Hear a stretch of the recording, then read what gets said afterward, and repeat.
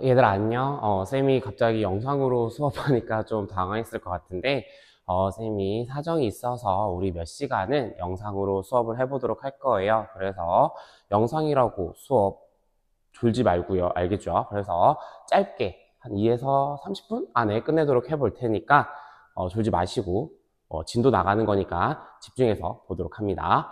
자, 우리 오늘은 뇌에 대해서 볼 거예요. 우리 지난 시간에 이제 중추신경계와 말초신경계 어떻게 구분하는지까지 했다면 오늘부터는 우리가 뇌는 어떻게 되어 있는지 그 중추신경의 제 첫 번째 아이부터 볼 건데요.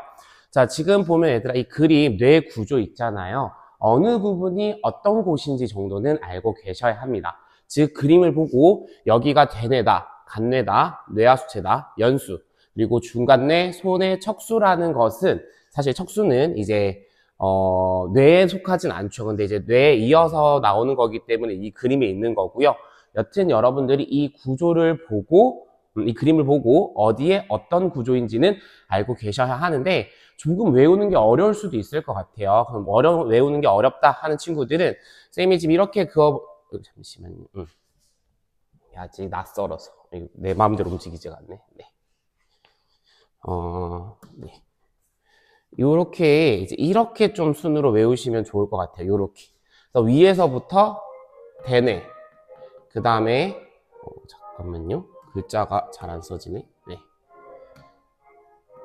대뇌. 그 다음에 대뇌 밑이 간뇌. 그리고 중간뇌. 그 다음에 연수. 네. 그 다음에 요 사이에 이제 뇌교가 있지만 이 그림에서는 없기 때문에 따로 설명은 안 하고요. 그 다음에 이 중간뇌와 연수 옆쪽을 우리는 작은 부분 소뇌 이렇게 여러분들이 조금은 구조를 익혀주시면 되겠습니다. 이 구조를 익히는 게 제일 중요하고요. 그 다음에는 각 구조에 따른 역할을 하나씩 보도록 하겠습니다. 자, 선생님이 이게 오늘 처음 쓰는 거 보이죠? 낯설어가지고 지금 잘 안 되는데 네. 우리 또 이런 걸 끊어서 가면 재미가 없잖아, 그치? 그래서 그냥 편집 없이 실시간으로 하려고 진행하도록 하겠습니다. 잠깐 왜 이러는 거야? 네.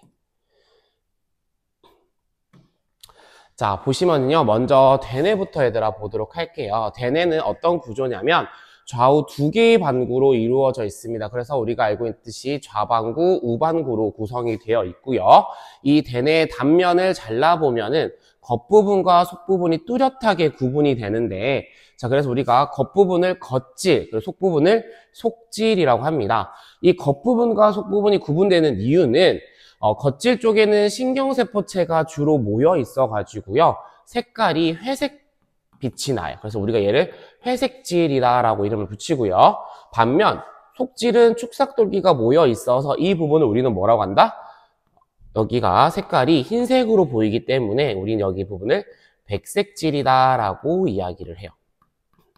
그래서 실제로 여러분 해보진 않으셨겠지만 선생님이 예전에 양뇌를 해부했던 적이 있어요. 그 양뇌를 단면을 잘라봤을 때 겉부분, 겉질은 회색, 그리고 속부분은 백색 질이다라는 것을 확인할 수 있었고 혹시 궁금한 친구들은 인터넷 검색하면 바로 나오니까 한번 확인해 보도록 합니다.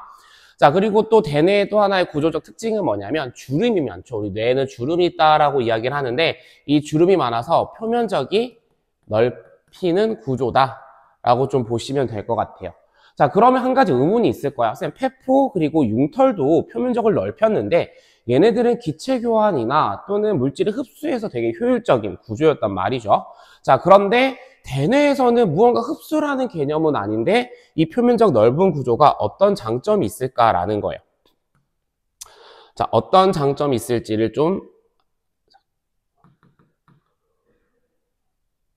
색깔이 왜 안 더해지냐. 알아보면 이렇게 보시면 될 것 같아요. 우리가 이렇게 되어 있을 때 대뇌 표면하고 이렇게 되어 있을 때 둘이 어떤 차이가 있을까를 좀 생각을 해본다면 얘는 네, 이렇게 세포들이 이제 표면에 있으니까 몇 개 구성이 안 되는 거죠. 그런데 이렇게 주름이 지게 되면 안쪽까지 세포가 들어갈 수 있기 때문에 어떻다?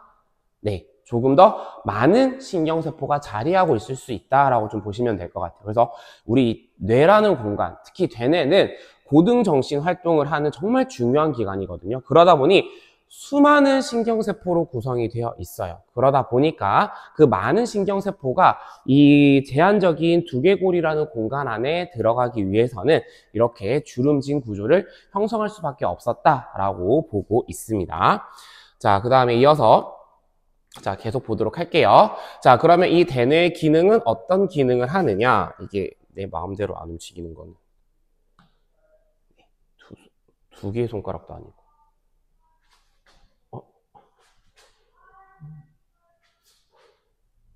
이렇게 밑에서 올리면 된다.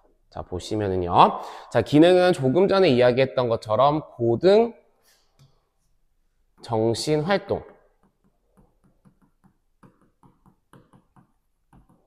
네, 고등 정신 활동을 하는 곳이다 라고 보면 되겠습니다. 그래서 우리가 알고 있는 언어, 정보, 기억, 정보 처리, 추리, 상상, 다양한 우리가 생각하는 사람으로서 하는, 사람뿐만 아니라 이제 포유동물들도 이제 대뇌를 가지고 있기 때문에 하지만 여튼 그 고차원적인 정신활동이 모두 이루어지는 장소가 대뇌다라고 보시면 될 것 같고요. 또 하나 더 수의 운동이 일어나는 곳인데 이 수의는 숫자가 따르다라는 뜻이고요. 의는 의식이에요. 그래서 의식적인 운동을 조금 고급지게 표현을 한 겁니다. 그래서 이 의식적인 운동의 중추도 네, 대뇌가 되겠습니다. 그래서 대뇌 손상이 일어나면 어떤 일이 발생할 수 있다? 내가 움직이고 싶은데 움직이지 못할 수 있다. 이렇게 좀 보시면 될 것 같습니다.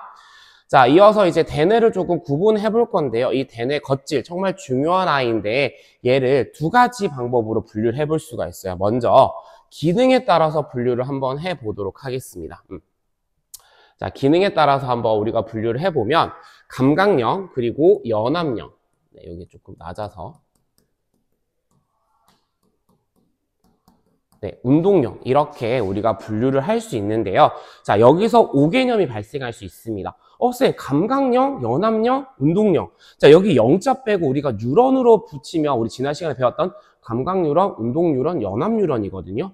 쌤, 그러면 이 감각령을 구성하는 게 감각뉴런인가요? 운동령을 구성하는 게 운동뉴런인가요? 라고 여러분들이 5개념을 가질 수 있습니다. 조심하셔야 되는 건 감각뉴런과 운동뉴런은 우리가 다음에 볼 말초신경계에서 얘기를 할 거고요. 그럼 쌤, 여기 감각령, 연합령, 운동령은 어떤 애들로 구성되어 있나요? 라고 하면 모두 네, 연합뉴런으로 구성되어 있는 아이입니다. 연합뉴런들이 모여 있는데 감각적인 정보를 처리하는 쪽이에요. 그럼 감각령이에요. 그 정보를 종합하고 분석하고 명령을 내리는 곳이 연합령입니다. 그 다음에 또 연합뉴런도 모여 있는데 그 명령을 바탕으로 운동시키는 반응기관으로 보내려고 준비하는 곳이 운동령이라고 보시면 돼요. 그러니까 연합뉴런들이 모여 있는 곳인데 각각의 기능에 좀 차이가 있다라고 좀 생각을 해주시면 되겠습니다. 자, 그래서 먼저 감각령부터 보면은 감각령은 감각의 중추고요. 자, 그 다음에 감각기관에서 오는 감각기관에서 오는 정보를 받아들이는 곳이다. 그러니까 그걸 받아들여서 여기 모여있는 연합뉴런들이 이 감각 정보들을 이제 종합하는 것이죠. 자, 그 다음에 연합령은요, 그 감각령으로 들어온 정보를 종합, 분석을 하고요, 운동령으로 명령을 내리는 중심적인 역할이라고 보시면 되겠습니다. 그래서 사고, 언어, 판단, 기억 등 아까 얘기했던 이 고등 정신 활동의 중추가 연합령이다라고 좀 볼 수 있을 것 같고요. 마지막 운동령은 수의 운동, 아까 얘기했지 얘들아 의식적인 운동입니다. 수의 운동의 중추고요. 연합령의 명령을 받아 자 실제로 운동을 해야 되는 반응 기관으로 반응기관, 근데 말이 좀 이상하네. 반응기관이 아니고, 반응기관 중에서도 이 수의 운동과 관련된 근육은 골격근입니다. 네. 그래서 골격근의 운동을 조절하는 곳이 대뇌 운동령이다라고 보시면 될 것 같습니다. 자, 넘어가서 이제 얘들아, 우리는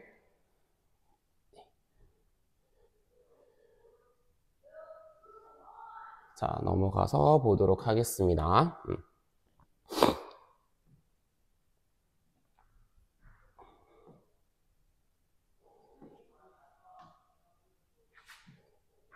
자, 이번에는 위치에 따른 분류를 해보도록 할게요.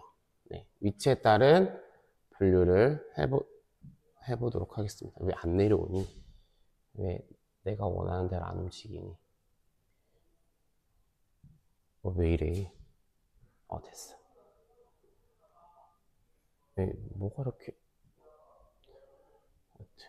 자, 그 다음에 이제 위치에 따른 분류인데요, 얘들아. 이 위치에 따라서는 어떻게 하느냐? 내 앞쪽이냐, 되네 앞쪽이냐, 되네 옆쪽이냐, 되네 위쪽이냐, 되네 뒤쪽이냐에 따라 구분하면서 앞쪽을 우리는 전두엽, 그리고 정수리 쪽을 두정엽, 그리고 옆을 측두엽, 그 다음에 뒤쪽을 후두엽, 이렇게 분류를 합니다. 자, 그랬을 때 여러분들이 조금 포인트를 삼았으면 하는 부분은 그냥 이 위치에 따른 구분인데, 그 위치에 따른 구분에서 생각보다 정보 처리를 한 곳이 좀 다르구나라는 것을 좀 보셨으면 좋겠어요. 예를 들면 대표적으로 후두엽은요, 얘들아. 보시면 알겠지만 어떤 정보를 처리한다고 돼 있어요? 시각 정보를 처리해요. 그러니까 뭐냐면 우리가 눈으로 들어온 정보가 망막에 상이 맺히죠. 그 망막에 상이 맺힌 정보를 시신경이 자, 여기 후두엽으로 전달하는데 아무래도 가까운 곳이 어디였다? 후두엽이었다라고 좀 볼 수 있겠죠. 그러니까 이 후두엽 쪽이 연결되어 있어서 시각 정보를 처리하고 있다라고 좀 생각해 볼 수 있을 것 같고, 자, 측두엽, 우리 대뇌 양쪽 끝에 어떤 감각기관이 같이 있어요? 그죠? 귀가 같이 있지. 그래서 청각의 정보가 또 측두엽에서 처리가 된다. 이런 것들을 조금 참고해서 보실 수가 있겠습니다. 이러한 얘들아 이 기능 있잖아. 대뇌의 어떤 특정 위치에 따라서 대뇌가 어떤 역할을 하는지 이러한 것들을 어떻게 좀 연구를 했냐면요. 과거에는 환자들을 가지고 환자들을 대상으로 실험을 했어요.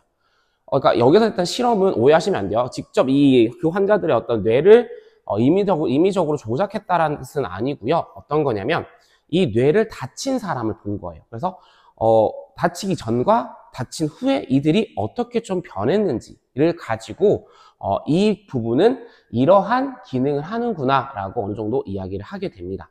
네, 그래서 예를 들면 후두엽이 다친 사람을 봤더니 전에는 시각 정보를 처리할 수 있었는데 시각 정보를 처리하지 못하는 것을, 그 다음에 반대로 측두엽을 다쳤을 때는 전에는 예를 들면 청각 정보를 처리할 수 있었는데 처리하지 못하는 것을 보고 이 측두엽, 후두엽이 시각과 청각에 대한 정보 처리에 관여하는구나 라는 것을 알 수 있었다라고 좀 보시면 될 것 같고요. 이어서 보도록 할게요. 자, 그럼 이제 대뇌 겉질 부위에 따른 기능을 그럼 요즘에는 어떻게 연구를 하고 있는지를 좀 본다면, 자, 지금 보는 그림처럼 뇌의 활성도를 가지고 우리가 이 부분은 이러한 일을 할 때, 이거와 관련이 있을 때 활성이 되는구나 라는 것을 바탕으로 이제 뇌의 특정 부위에는 특정 기능을 한다라는 것을 이야기하고 있습니다. 그래서 사람이 여러 가지 활동을 할 때 활성화되는 대뇌 부위를 그림과 같이 나타냈고요.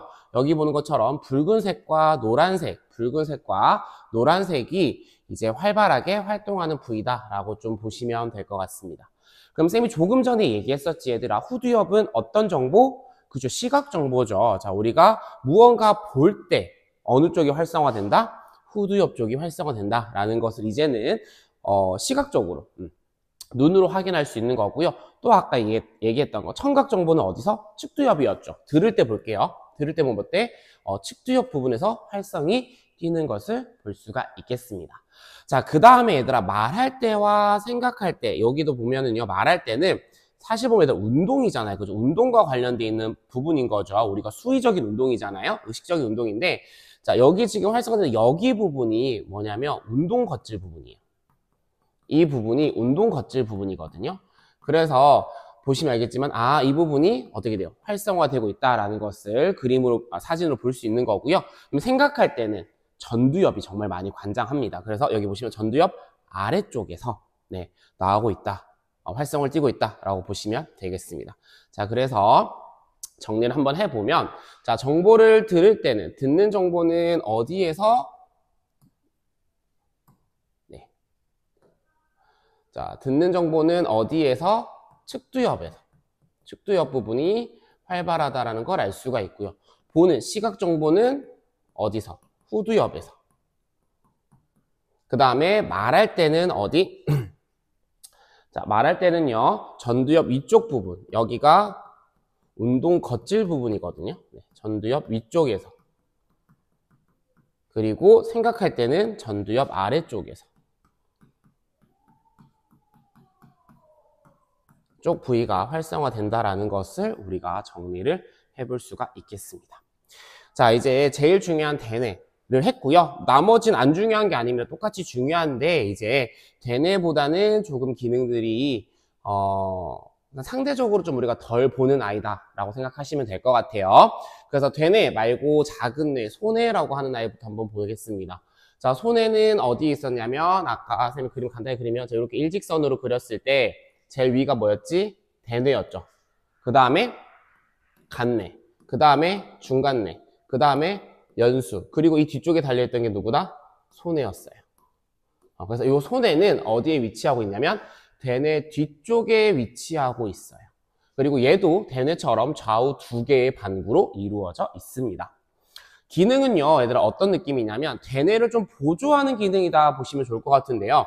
대뇌가 수위 운동을 하잖아요. 그거를 조금 더 정교하게 일어나도록 도와주는 역할을 소뇌가 한다라고 보시면 될 것 같아요. 그래서 우리가 걸을 수 있는 건 대뇌 움직이랑 대뇌 역할이라고 한다면 똑바로 비틀거리지 않고 걸을 수 있는 게 뭐냐면 소뇌 역할이다 라고 보시면 되겠습니다. 소뇌는 그래서 우리 몸의 평형 감각기관, 자, 우리 귀 쪽에 있죠. 이 평형 감각기관으로부터 오는 정보에 따라서 몸의 자세나 균형의 유지를 담당하는 역할이다 라고 보시면 될 것 같습니다. 그래서 소뇌에 만약에 어느 정도 약간 손상, 해를 입으면, 소뇌가 해를 입으면 우리가 똑바로 걷는 것이 조금 어려워진다 라고 생각을 하시면 될 것 같고요. 쉽게 간단히 생각하면. 자, 두 번째는 간뇌입니다. 자, 간뇌는 앞으로 조금 다음 단어, 항상성 단어에서 우리가 계속 나올 아이인데요. 위치는 아까 얘기했던 것처럼 대뇌와 중간뇌 사이에 위치를 하고요. 이 아이는 시상과 시상하부로 구성되는 아이입니다. 자, 그래서 보시면 이 시상은 어떤 아이인지 그냥 참고로 한번 읽어만 보시면 될 것 같아요. 척수나 연수에서 오는 감각 신호를 대뇌 겉질에 전달하는 역할이다라고 좀 그냥 가볍게 좀 보고 넘어가시고요. 우리가 간뇌에서 조금 포인트를 잡을 부분은 바로 시상하부. 쌤이 미리 별표 쳐놨죠? 이 시상하부입니다. 이 시상하부는 왜 그러냐면 우리 몸의 자율신경과 내분비 비샘을 조절하는 중추예요. 네. 근데 이 아이가 왜 중요하냐? 쌤, 자율신경을 조절하는 것과 내분비샘을 조절하는 게 왜 중요해요? 라고 한다면 얘네가 바로 우리 제일 처음에 배웠던 자극에 대한 반응, 그리고 항상성이라는 표현이 있었잖아요. 그치, 얘들아? 이 항상 일정하게 유지하려는 성질을, 이 항상성을 조절하는데 매우 중요한 역할이다 라고 보시면 되겠습니다. 그래서 우리가 뒤에서 체온 조절, 삼투압 조절, 혈당량 조절을 배울 텐데요. 그들의 모두 조절 중추는 누구다? 네, 간뇌의 시상하부다라고 보시면 되겠습니다. 자, 이어서 중간뇌 볼게요. 중간뇌는 위치가 중간에 위치하고 있다라고 중간뇌라고 부르는데 이 아이의 역할은요. 동공의 크기 조절, 그리고 안구 운동에 관련이 있다. 안구 운동을 중심적으로 관장하는 곳이다라고 보시면 되겠습니다. 그래서 이거 우리가 동공의 크기 조절 얘들아 어떻게 내가 늘리고 싶다고 늘리고 좁히고 싶다고 좁힐 수 있어요? 아니죠. 자연스럽게 내가 생각하지 않아도 움직이는 거거든요. 이걸 우리는 뭐라고 하냐면 동공반사라고 합니다. 동공반사. 아마 여러분들 우리 드라마 보면은 어때? 의식 없는 환자가 막 왔을 때 의사들이 네, 이 눈을 이게 약간 까디심 들어야 될까요? 눈꺼풀을 잡고 네, 빛을 비춰보죠. 그럼 뭘 보느냐? 이 동공이 조절되는지를 보고 있는 거예요. 네. 그래서 이 동공 근데 내가 의지대로 움직이는 것이 아니라 자연스럽게 이 중간뇌에 조절을 받아서 움직인다라고 보시면 되겠습니다. 그러니까 얘들아 중간뇌가 조절하기 때문에 우리가 모르는 거예요. 대뇌가 관여하지 않기 때문에 모르는 것이다 라고 좀 생각을 하시면 될 것 같고요. 자, 이어서 뇌교입니다. 뇌 말 그대로 다리 역할을 하는 거죠. 무엇과 무엇 사이? 중간뇌와 연수 사이 위치해서 손의 좌우 방구를 다리처럼 연결하고 있는데 그럼 얘는 결국 무엇과 무엇을 좀 연결해 주는 것이냐? 네, 손뇌와 대뇌 사이의 정보 전달을 중개하는 역할이다 라고 좀 보시면 되겠습니다. 자, 그리고 연수도 좀 보도록 할게요. 이 연수라고 하는 아이는요, 뇌교와 척수 사이에 위치하고 있고요. 여기가 중요한 첫 번째 포인트는 뭐냐면 대뇌와 연결되는 대부분의 신경이 교차되는 장소입니다. 그래서 여러분들 들어보셨죠? 우리가 오른쪽은 누가 지배한다? 왼쪽 좌반구가 지배를 하는 거고요. 그다음에 왼쪽은 누가 지배한다? 오른쪽 우반구가 지배를 해요. 그러니까 그런 이유는 뭐냐면 사실 척수에서도 신경의 교차가 일어납니다. 그런데 만약에 척수에서 신경 교차가 일어나지 않으면 그 신경들은 어디에서? 연수에서 교차가 일어난다라고 보시면 되겠습니다. 자, 교차가 일어나기 때문에 중요한 것도 있지만 좀 더 중요한 거는 이 아이들을 조절하는 중추이기 때문에 중요한데요. 어떤 아이들을 조절하는 중추냐? 소화 운동, 네, 소화의 분비뿐만 아니라 심장박동. 자, 심장박동을 조절하는 중추가 연수입니다. 우리가 심장아 빨리 뛰어라 이렇게 하면 빨리 뛰나요? 아니죠. 이게 자연스럽게 조절을 하는데 그게 뭐냐면 이 연수에는, 자, 여기서부터는 조금 깊이 들어간 내용이에요. 연수에는요, 우리 혈액 속에 들어있는 O2와 CO2 농도를 감지하는 센서가 있다고 보시면 돼요. 그 센서가 딱 감지를 했을 때, 산소가 부족해! 하면 어떻게 한다? 심장박동을 막 뛰게 하는 거예요. 그럼 그렇지 않으면 조금 심장박동을 천천히 뛰게 한다라고 보시면 될 것 같고요. 자, 그럼 얘들아, 산소가 부족하면 심장만 빨리 뛰면 돼요? 아니죠. 뭐도 많이 들어와야 돼? 산소가 많이 들어와야 되니까 자연스럽게 얘는 호흡 운동을 조절하는 것도 중추가 됩니다. 호흡 운동을 조절하는 것도 있어요. 그래서 심장박동, 호흡 운동의 조절 중추이기 때문에 우리가 연수도 무시하지 못한다. 얘도 조금 우리는 알고 가야 된다라는 거고요. 뿐만 아니라 반사 중추이기도 한데 어떤 반사? 자, 우리가 생각할 수 없이 자연스럽게 나오는 기침, 재채기, 하품, 침분비 등의 반사 중추인데 우리가 다음 시간에 쌤이 반사와 의식적인 운동을 설명을 할 거예요. 그때 수많은 반사들이 있거든요. 근데 이 수많은 반사들을 조절하는 중추가 우리는 세 가지만 배울 거예요. 중간내, 척수, 연수. 그런데 중간내와 그다음에 척수는 조금 명확한 아이들이에요. 그리고 그 외에 조금 기억하기 애매한 아이들이 다 연수가 조절하는 반사다라고 보시면 되겠습니다. 그래서 그 기타 등등은 연수로 집어 넣으시면 되고 중간내와 척수를 조금 정확하게 기억을 해주시고 계시면 헷갈리지 않을 것 같습니다. 자, 그리고 마지막으로 오늘 보고 끝날 내용이에요. 마지막으로 볼 건 뭐냐면 뇌줄기라는 개념인데 이 뇌줄기는요, 자, 중요한 역할을 하기 때문에 우리가 볼 건데 얘는 특정한 어떤 뇌 구조만 이야기하는 것이 아니라 세 가지의 뇌 구조를 합쳐서 이야기하는 거예요. 그럼 얘가 왜 중요하냐면 바로 생명 유지에 중요한 역할을 하기 때문이에요. 그럼 역으로 얘기하면 얘들아 볼까? 이 아이들, 이 뇌줄기를 구성하는 아이들이 혹여나 손상이 된다면 무엇이 어려울 수 있다? 생명 유지가 어려울 수 있다라는 이야기로 보면 되겠지. 자, 그 아이들이 누구냐? 바로 여기 지금 화면에 보이는 아이들이에요. 누구냐면 중간내,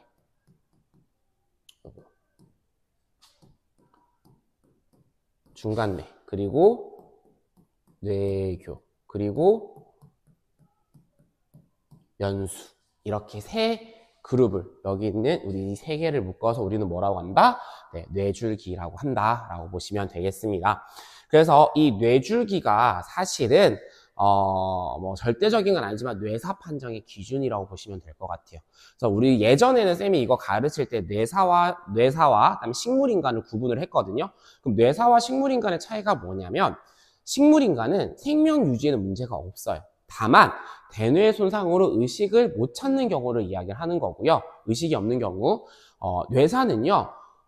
대뇌뿐만 아니라 이 뇌줄기 생명 유지에 중요한 이 아이들의 일부분의 손상으로 인해서 예를 들면은 인공호흡이나 이런 것들, 이 호흡기를 제거한다면 생명을 유지하기 어려운 상태를 우리가 뇌사라고 봅니다. 물론 이 뇌사 판정은 너무나 중요하기 때문에 실제 병원에서는 뇌사판정위원회나 이런 것들을 거쳐서 정교하게 파악을 한다고 해요. 근데 우리가 그렇게 디테일한 것까지는 볼 수 없으니 그냥 우리는 생명과학 수준에서 이러한 뇌줄기, 생명 유지에 중요한 아이가 다쳤을 때 뇌사판정의 기준에 들어가는구나. 이 정도만 알아두시면 되지 않을까 생각을 합니다. 네, 이렇게 해서 오늘 우리 중추신경의 뇌에 대해서 배워봤고요. 우리 다음 시간에는 척수, 그리고 또 다른 중추신경계인 척수, 그리고 의식적인 대뇌가 관여하는 반응과 무의식적인 대뇌가 관여하지 않는 반응에 대해서 보도록 하겠습니다. 네, 오늘 고생 많이 하셨고요. 남은 시간은 개인 시간 가지시기 바랍니다. 안녕.